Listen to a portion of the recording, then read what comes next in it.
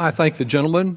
As so often happens here, this bill bears a somewhat grander title than its contents. Medicare Part B certainly does need improvement. And while I support putting into statute what is already an administrative practice, extending a demonstration project that appears to be working, and the other provisions that my colleagues have worked on in this bill, I think much more should have happened.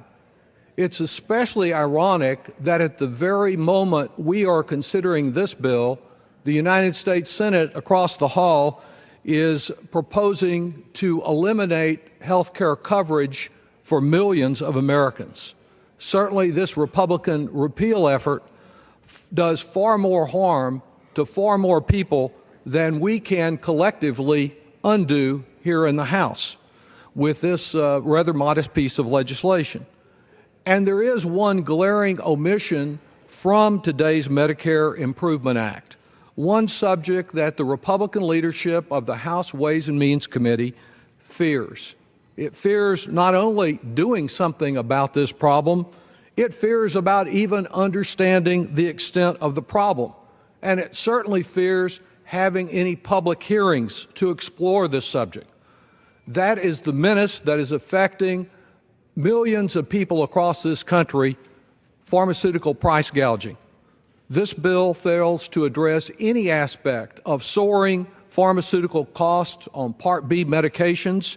For almost a year, a number of us, House Democrats on the Ways and Means Committee, have called on the chairman to at least schedule a hearing about all aspects, all categories of soaring pharmaceutical prices that not only mean financial ruin for too many families, but also burden Medicare and most any type of taxpayer-financed health care initiative.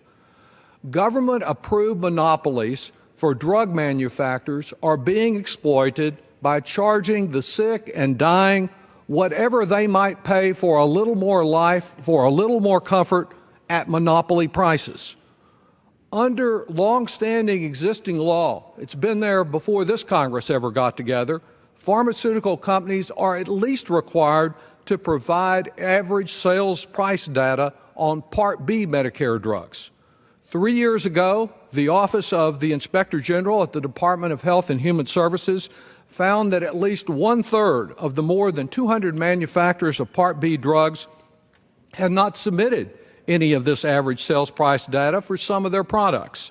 And an additional 45 manufacturers had not been required to report any data. The Inspector General found that inaccuracies in these average sales price files may affect taxpayer-financed Medicare payments. Last month, the nonpartisan Medicare Payment Advisory Commission came before the House Ways and Means Committee and gave its report on Medicare.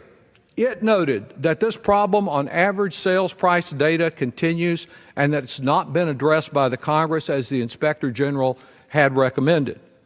The Republican majority has refused to do anything about this problem.